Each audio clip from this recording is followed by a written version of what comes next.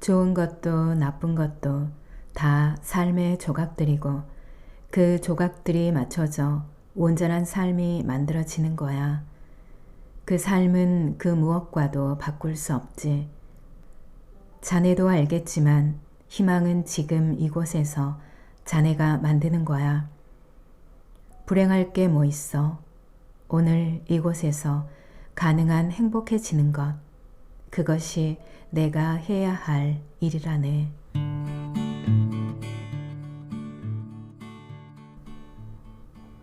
안녕하세요. 여러분의 삶이 눈부시게 빛나길 바라는 루나펄스입니다. 오늘 소개해 드릴 책은 1000명의 현자가 전하는 인생의 30가지 지혜. 내가 알고 있는 걸 당신도 알게 된다면 입니다. 지은이는 칼 필레머, 옮긴이는 박여진, 펴낸 곳은 토네이도입니다.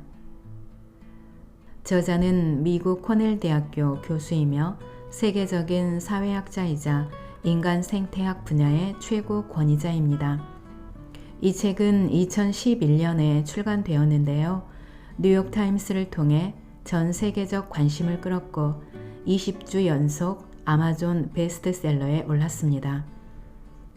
2006년 칼 필레머 교수는 인생의 성공과 행복에 관한 수많은 책들과 강연의 홍수 속에 살아가면서도 왜 우리는 여전히 불행한가 라는 의문에 관한 답을 얻기 위해 코넬 대학교 인류유산 프로젝트라 이름 붙은 기념비적인 연구를 시작했습니다. 그는 인생의 모든 길을 직접 걸어본 사람들의 축적된 경험과 조언이야말로 우리가 세대가 물려받아야 할 가장 빛나는 정신적 유산이라고 확신합니다.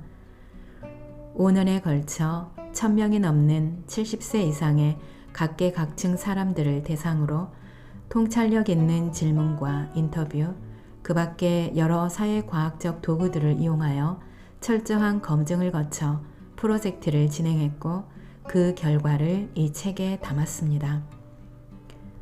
이 책을 통해 삶과 직장생활, 결혼생활을 지켜오면서 얻은 인생에서 가장 소중한 30가지 지혜를 선물합니다.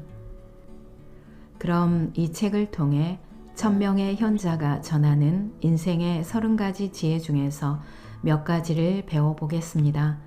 오늘도 책과 함께 편안한 시간 되시기 바랍니다. 너무 늦기 전에 꽃을 보내라.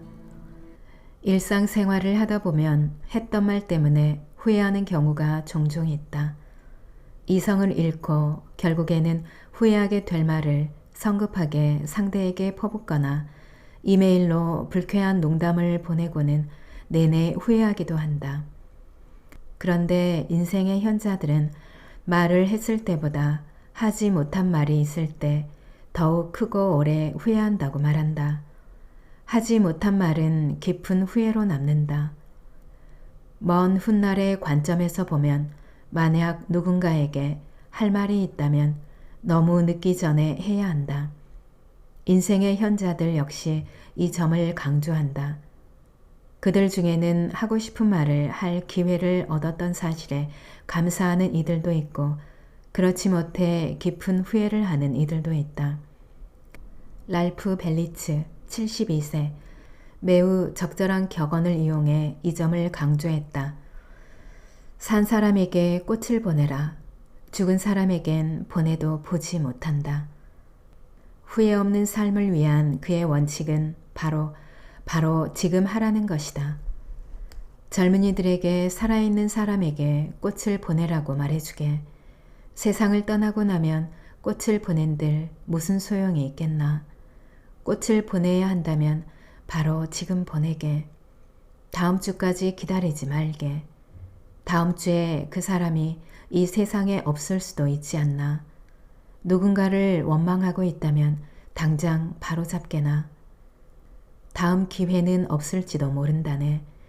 그러니 할 수 있다면 바로 지금 하게.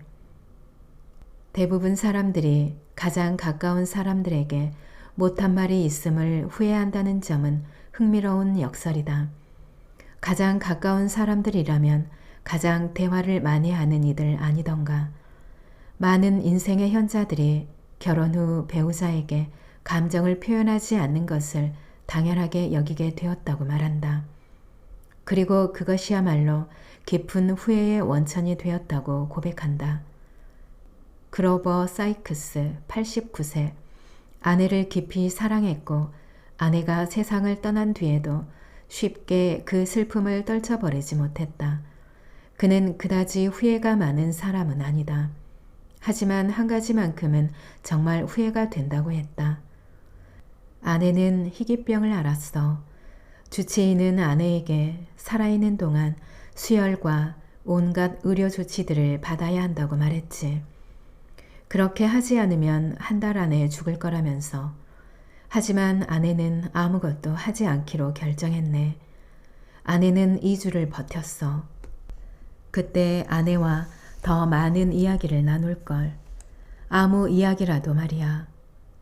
아내는 워낙 말이 없는 사람이라 말을 많이 하길 원치 않았어. 지금 생각해보니 나도 아내와 비슷했던 것 같아. 그런데 지금은 정말 후회가 돼. 그때 아내와 대화를 많이 나누지 못했던 게 말이야. 그런 회환 때문에 아내가 가고 난 뒤 무척이나 힘든 시간들을 보냈지. 지금이라도 아내에게 이 말을 꼭 해주고 싶네.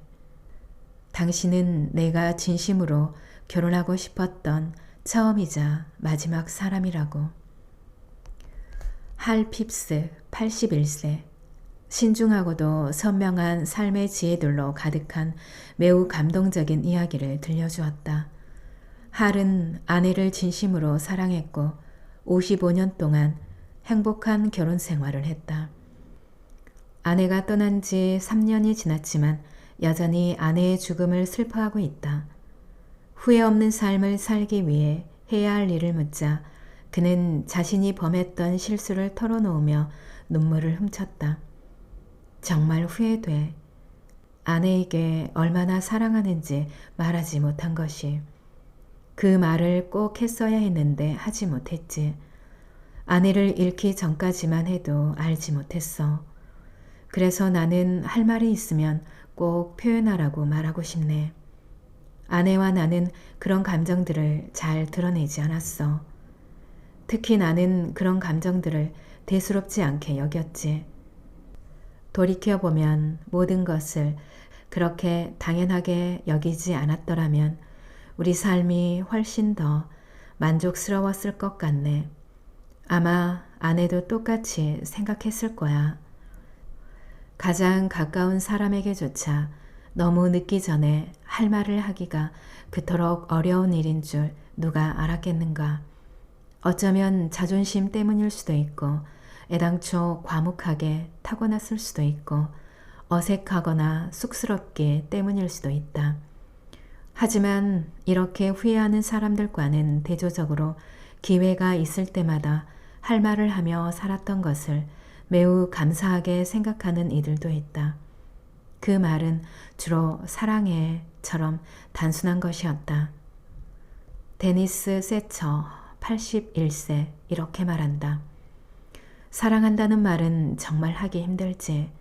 특히 내 아내 마조리에겐 더욱 힘들었어. 그런 말도 못하는 내 자신이 원망스러웠지만 어쩐지 입이 잘 떨어지지 않더군. 그러다가 아내 마조리가 병원 신세를 지게 되면서 전환점을 맞았다. 아내가 많이 아팠던 적이 있어. 수술을 받게 되어서 나도 병원에 갔지. 그런데 수술 후 첫날 밤 이후로는 병원에 가질 못했어. 딸애가 갔지. 결국 딸이 내게 그러는 거야. 아빠, 병원에 가세요. 엄마가 아빠를 찾아요. 그래서 병원에 갔어. 그런데 수술을 한 아내의 모습을 보니 눈물이 걷잡을 수 없이 흐르는 거야. 감정을 주체할 수가 없더라고. 내 말과 행동으로 아내도 내가 자신을 얼마나 생각하는지 이해하는 것 같았어. 무엇이 중요하고 그렇지 않은지 깨닫게 된 경험이었지. 슬프게도 루스 햄은 비행기 사고로 대학생이던 딸을 잃었다. 성인이 된 자녀를 주제로 이야기를 나누던 중 그녀는 내게 웃으며 이렇게 말했다. 자식은 절대 떠나보내질 못해. 절대로 가슴에 묻어둘 뿐이지.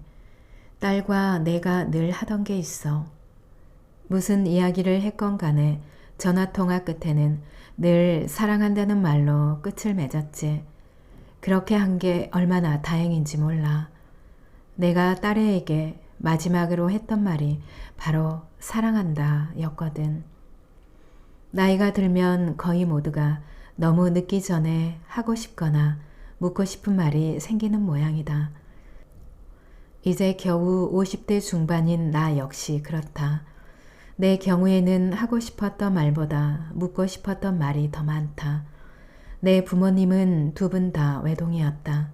그래서 내겐 삼촌도 이모도 고모도 조카도 없다.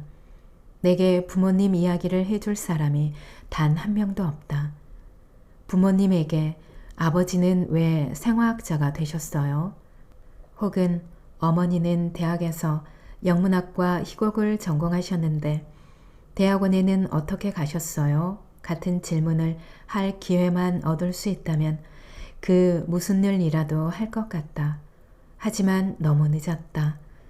후회할 일은 하지 않는 것이 가장 좋지만 어떤 후회는 상황을 되돌릴 수 있는 두 번째 기회가 있는 경우도 있다. 공부를 더 많이 할 걸, 혹은 여행을 더 충분히 할 걸 같은 목표들은 너무 늦은 때가 아니라면 얼마든지 다시 할 수 있는 것들이다.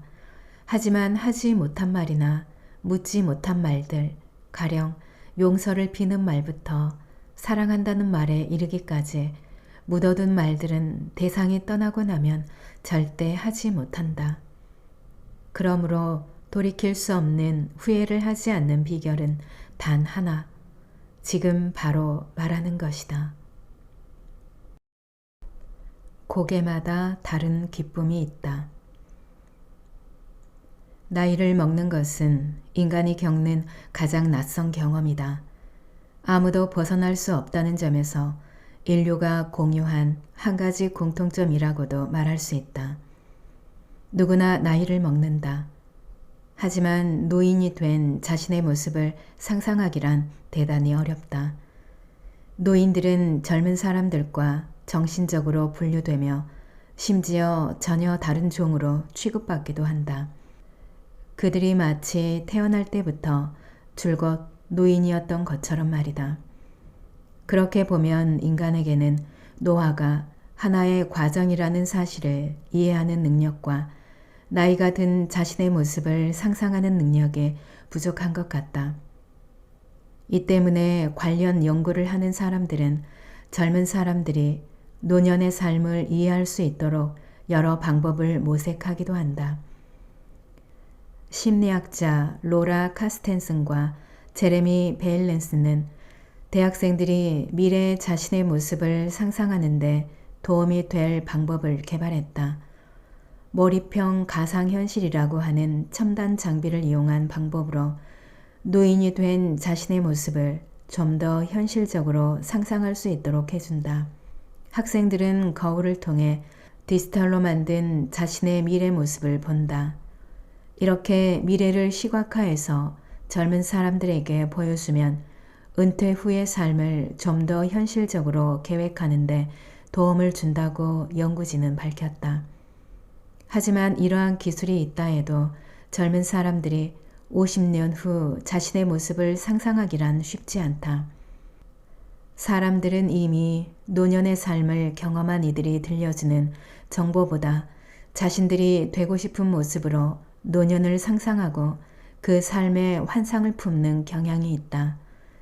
하지만 나는 인생의 현자들로부터 노년의 삶에 대해 들으면서 정말 놀라운 사실을 발견했다. 내가 만난 인생의 현자들은 젊었을 때 생각했던 것보다 지금 훨씬 높은 수준의 행복을 누리고 있었다. 그 말을 들으니 내 머릿속에 자리한 편견을 비집고 새로운 생각이 들기 시작했다. 나이 드는 건 생각보다 훨씬 괜찮은 일인 것 같은데 이 책을 읽는 분들에게도 권한다. 우선 노화 과정에 대한 두려움을 떠올리고 나이를 먹는 것에 대해 어떤 생각이 드는지 생각해보자. 그리고 이미 그곳에 가 있는 사람들이 전해주는 다음 말들을 읽어보자. 받아들여라. 싸우지 마라. 나이를 먹는 것은 하나의 태도이자 과정이다. 지금 삶이 긍정적이고 즐거우며 목적이 있다면 앞으로도 잘 살 수 있다. 레이 캐들 80세. 나는 젊은이들에게 나이 드는 건 아주 멋진 일이라고 말해주고 싶어. 전혀 개의치 않고 기쁘고 즐거운 일들을 할 수 있지. 얽매이고 거추장스러운 것도 없어. 친구가 부르면 바로 나갈 수도 있고 굳이 집에 있지 않아도 돼. 젊어서는 누가 만나자고 전화를 해도 이런저런 이유 때문에 못 나갈 때가 많았어. 지금은 전혀 걸릴 게 없지. 라모나 올버그 76세. 노화에 관해 인생의 현자들이 전해주는 메시지는 늙는 걸 걱정하느라 쓸데없이 시간 낭비하지 말라는 것이다. 그들은 실제 노인이 된다는 것은 젊어서 생각하던 것과는 완전히 다른 일이라고 말한다. 상상과 실제는 어떻게 다를까? 나는 수많은 노인들로부터 삶을 충만하게 만들어줄 만한 두 가지 지혜를 얻었다. 첫째, 인생의 현자들 중 대다수가 노년의 삶에 대해 평온함, 존재의 가벼움, 고요하고 평화로운 일상 등 긍정적인 말로 표현했다. 그리고 나는 세실 램킨 92세입니다. 함께 봄날 오후를 보내면서 내 눈으로 그 평안함을 직접 보았다. 세실을 만나러 갔을 때 파트타임 간병인이 나를 거실로 안내했다. 거실의 한쪽 벽은 통유리로 되어 있고 고요한 호숫가와 아직 앙상한 나무들이 내다보였다. 이젠 계단을 오르내리지 못해서 수영은 더 못해. 세실이 말했다. 몇 년 전 남편이 먼저 세상을 떠났다. 결혼 68년 만에 이별이었다. 세실은 60대인 세 딸과 가까이 지낸다. 그녀는 자신의 나이나 떠나야 할 시간에 대해 어떤 착각도 하지 않는다고 했다. 내 나이 92이야. 95까지 산다면 기적이지. 세실이 웃으며 말했다. 나이가 드니 이런저런 제약도 있다. 나이를 먹으면서 삶의 반경이 더 좁아졌지. 잘 걷지 못하니 전에는 아무렇지도 않게 하던 일들도 하기가 쉽지 않더라고. 휠체어를 끌어주는 사람이 없으면 박물관에도 못 가. 도서관에도 자주 가곤 했는데 이젠 누군가 함께 가야 하고 쇼핑도 못해. 하지만 마음은 박물관이며 도서관에 있어. 난 여전히 행복한 사람이야. 다른 많은 인생의 현자들과 마찬가지로 세실은 노인이 된 후 상실의 아픔은 있었지만 완전함, 포용, 소소한 것들에 기뻐할 줄 아는 마음을 얻었다. 그냥 단순히 어른이 아니라 노인이 되고 보니 모든 것들이 더욱 명확해지더군. 내 딸한테도 말했어. 내 삶에서 그 어느 때보다도 지금이 가장 행복하다고 말이야. 나도 내가 왜 지금이 더 행복한지를 줄곧 생각했지. 많은 생각이 들더라고. 우선 젊어서는 그토록 중요했던 일들이 이젠 그리 대단치 않아졌어. 그리고 늘 지고 살아온 책임감도 더 이상 느낄 필요가 없고. 난 책임감이 꽤 강한 사람이었는데 지금은 책임질 일이 별로 없지. 애들이 이제 자기 삶을 알아서 책임지고 있으니까. 그 애들이 무얼 하든지 다 자신들 몫이지. 잘하리라 믿어. 늘 옳은 결정을 내릴 거라는 말이 아니라 자신들의 삶을 잘 이끌어 나갈 거라는 뜻이지.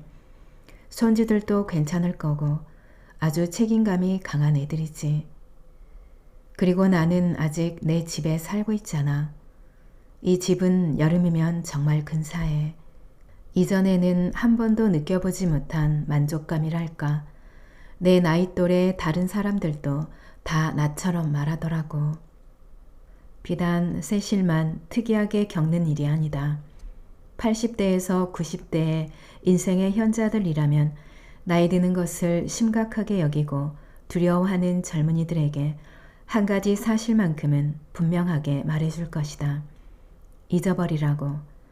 대부분의 노인들에게 나이 든다는 것은 삶에서 가장 놀라운 사건이다.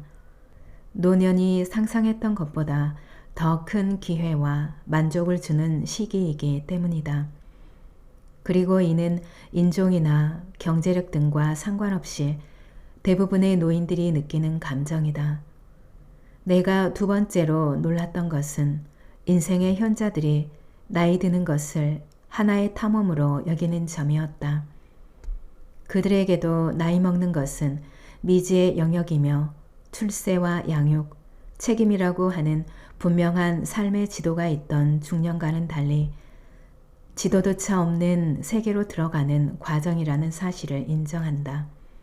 하지만 많은 인생의 현자들이 나이를 먹는 것은 새로운 기회와 경험해보지 못한 색다른 관심사들이 가득한 신천지를 경험하는 기분이라고 설명했다.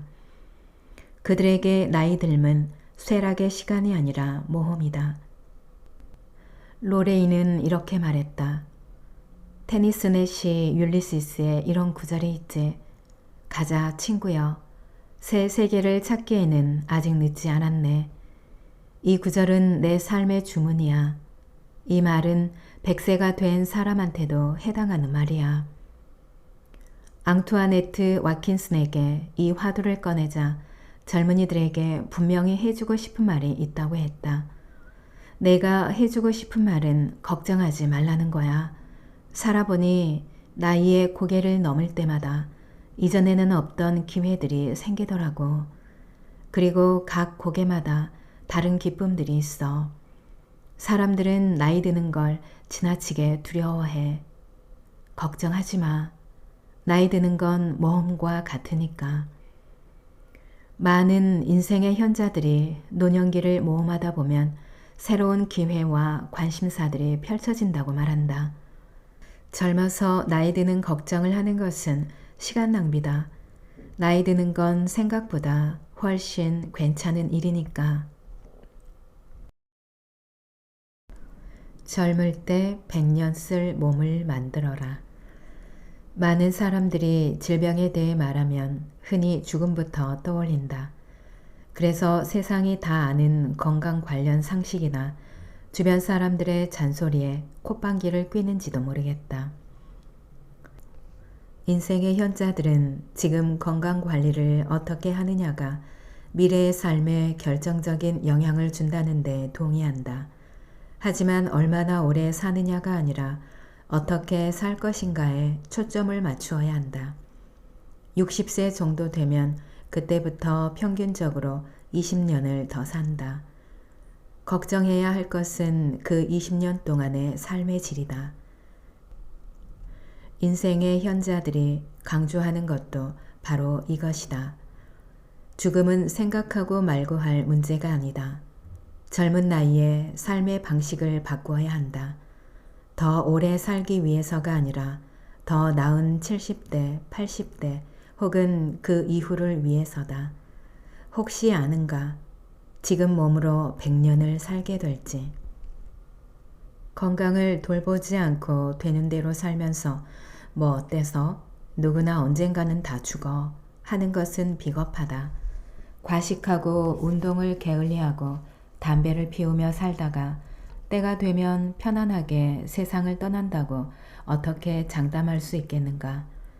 언제 죽을는지 선택할 수 없지만 몇십 년이라는 시간을 건강하게 살다 떠날지 끔찍한 육체의 고통을 이고 하염없이 고통받다가 떠날 것인지는 선택할 수 있다.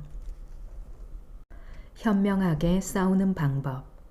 첫째, 논쟁을 하다가 문제가 생기면 함께 집 밖으로 나와라. 게리 슈버 75세. 의견이 맞지 않는 상황일 때 장소를 바꾸면 소통하는 데 도움이 된다고 말한다. 살다 보면 늘 이런저런 문제가 생기기 마련이지. 그렇다고 해서 부부관계를 포기할 수는 없는 법 아닌가. 그러니 늘 잊어서는 안 돼. 지금 싸우고 있는 사람이 나와 결혼한 평생 사랑해야 할 바로 그 사람임을 말이야. 문제를 해결하기 위해서는 지속적으로 노력해야 한다네. 때론 집을 벗어나면 해결할 수 없을 것 같던 문제에 대해 더 편하게 이야기하게 될 때도 있더군. 집에 있으면 문제가 진행 중인 그 장소에 계속 있는 셈이잖아. 그럴 때는 이야기를 할 수 있는 다른 곳에 가는 거야. 공원도 좋고 카페도 좋고 다른 것도 상관없어. 왜 그러는지 잘 모르겠지만 그 방법이 효과가 있더라고. 둘째, 먼저 화를 풀 방법을 찾아라. 그러고 나서 이야기하라.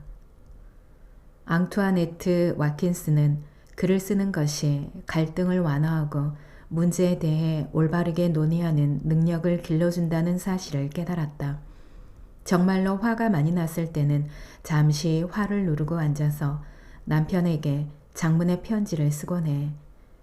다음날 편지를 읽어보고 버릴지언정 일단 글을 쓴다는 건 꽤 괜찮은 방법이지.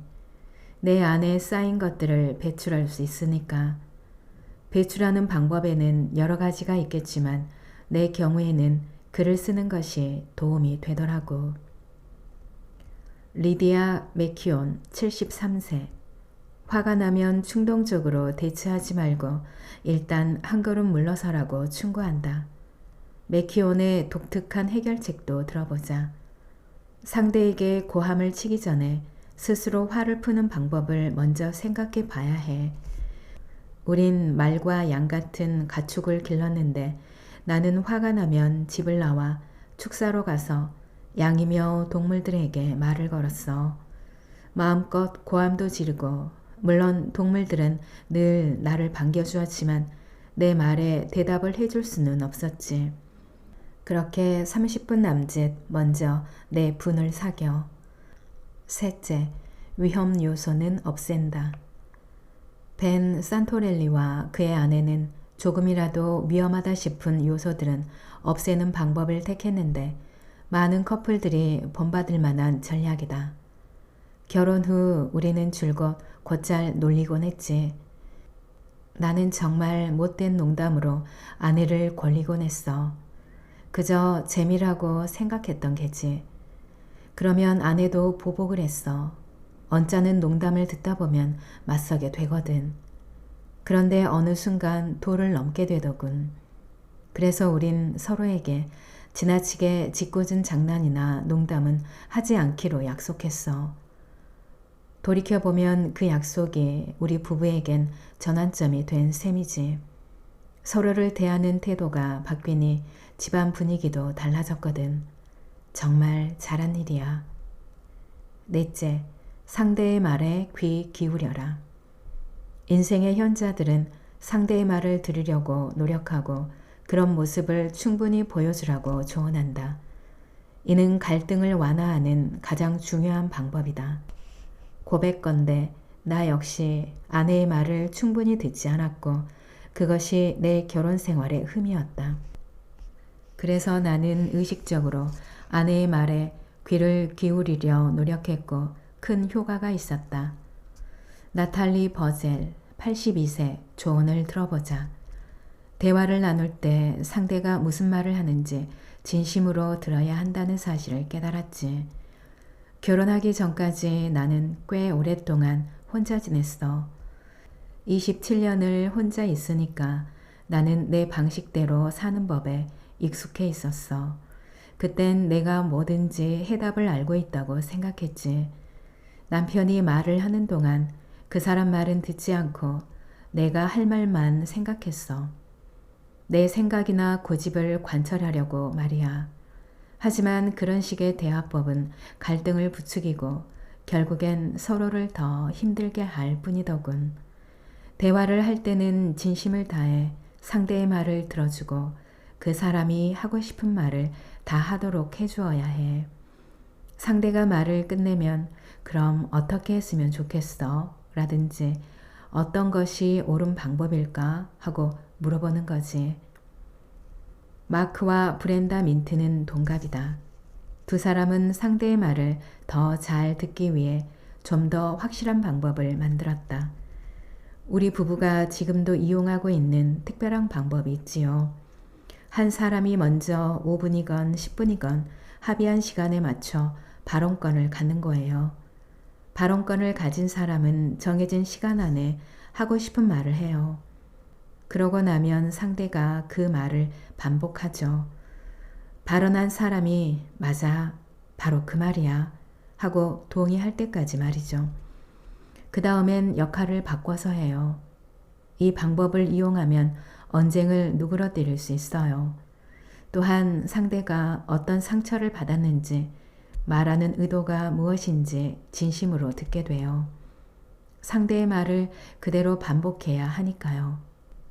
우두커니 상대 곁에서 도대체 무슨 일인지도 모른 채 있는 것보다 이런 방법을 이용하면 답답했던 상황들이 명료해지고 서로를 훨씬 더 잘 이해하게 되죠. 그들의 조언에 힘입어 나 역시 이 방법을 시도하고 있다. 하지만 상대방이 침묵하는 경우는 여전히 쉽지 않다. 에이프릴 스터는 잠시 그냥 두라 라고 조언한다. 그녀는 누가 일단 물러서야 할지, 어떤 문제에서 물러서야 할지를 결정하는데 유용한 방법을 제안한다. 대접받고자 하는 만큼 대접하라. 인생의 현자들에게 했던 다양한 질문들, 가령 살면서 터득한 가장 중요한 교훈은 무엇입니까? 혹은 삶에서 가장 중요한 원칙들이 있다면 무엇입니까? 등에 대한 대답 속에서 반복되는 표현들이 있다. 그중 하나가 바로 황금률이다. 내가 처음으로 황금률에 관심을 갖게 된 것은 한 연구 보조원이 했던 말 때문이었다. 그는 매우 성실한 젊은이로 우리 연구에서 인생의 현자들이 해준 조언들을 분류하는 일을 돕고 있었다. 한 번은 그가 물었다. 필레머 박사님, 그냥 궁금해서 그런데요. 사람들이 정말 황금률에 이렇게나 관심이 많은가요? 아마도 어린 시절 주일학교에서 황금률을 배운 사람들이 많을 것이다. 황금률이란 남에게 대접받고자 하는 대로 남을 대접하라는 그리스도교 윤리로 인류가 탐구한 삶의 원리 중 황금처럼 고귀한 지침이라는 뜻에서 황금률이라고 부른다. 어떤 인생의 현자들은 자신들의 핵심 가치를 딱 이 세 글자로만 표현하는 경우도 있었다. 삶의 가장 중요한 핵심 가치나 원칙은 무엇입니까? 황금률이지. 물론 황금률이라는 말 대신 다른 표현을 쓰는 인생의 현자들도 종종 있었다. 예컨대 남이 너희에게 해주기를 바라는 그대로 너희도 남에게 해주어라. 혹은 남에게 대접을 받고자 하는 대로 남을 대접하라 같은 표현도 있었고, 또 어떤 인생의 현자들은 부정 표현을 이용해 남이 내게 하길 바라지 않는 것은 나도 남에게 하면 안 된다 라고도 했다. 인생의 현자들이 왜 황금률을 중요한 가치로 거론한 걸까? 그들이 진정으로 말하고자 한 바는 무엇일까? 나는 이 문제에 사로잡혀 인생의 현자들이 황금률에 관해 언급했던 자료들을 다시 찾아보았고, 그들이 들려주고자 한 지침이 무엇인지를 서서히 이해하게 되었다. 그들이 황금률에 빗대어 말하고자 했던 바는 측은지심이었다. 측은지심이라는 말은 인생의 현자들이 내게 했던 말들을 완벽하게 함축하고 있다. 이 말은 타인을 측은하게 여기는 착한 심성을 의미한다. 즉 무엇이든지 남에게 대접을 받고자 하는 대로 너희도 남을 대접하라 라는 말은 타인과 공감하고 타인의 관점을 이해하고 타인의 감정을 느끼고 타인을 힘겨운 삶의 여정을 걷고 있는 여행자처럼 생각하라는 뜻이다. 타인에 대한 연민과 공감이 있으면 자연스럽게 타인을 내가 대접받고 싶은 만큼 대접하게 된다. 많은 인생의 현자들은 삶의 수많은 장애물, 비극, 위로 등을 통해 타인과의 공감이 얼마나 중요한지를 배웠다. 그들은 그 경험을 단순하게 이렇게 말했을 뿐이다. 다른 사람을 친절하게 대하라. 친구가 되어주고 도움을 주어라. 다른 사람을 존중해라. 마벨 로츠 91세 이 삶의 교훈을 짤막한 한 단어로 표현했다. 바로 사랑이다. 다른 인생의 현자들과 마찬가지로 마벨도 사랑을 베풀 기회가 생긴 것을 매우 감사하게 여기고 있었다. 또 그렇게 하지 못한 시간들을 후회했다. 가장 중요한 건 사랑이야. 아이들에게, 손주들에게, 가족들에게 내가 사랑한다는 사실을 알게 해주어야 해. 내 삶을 바꿀 수 있는 부분이 있다면 사람들에게 더욱 인정을 베풀고 살고 싶어. 자네도 알겠지만 유난히 비판적으로 대하게 되는 사람들도 있잖아. 하지만 지금에 와서야 이런 생각이 들어. 그 사람의 삶을 더 이해했다면 훨씬 더 인정을 많이 베풀어 주었을 텐데, 그 사람의 좋은 점을 더 많이 알았더라면 그렇게 비판적으로 굴지 않았을 텐데 하는 생각 말이야. 이제 타인들의 삶의 가치를 더욱 귀하게 여기게 되는 것 같아. 오늘 영상은 여기까지입니다. 여러분의 구독과 좋아요, 알림 설정은 저에게 큰 힘이 되는 거 아시죠? 오늘도 끝까지 들어주셔서 감사합니다.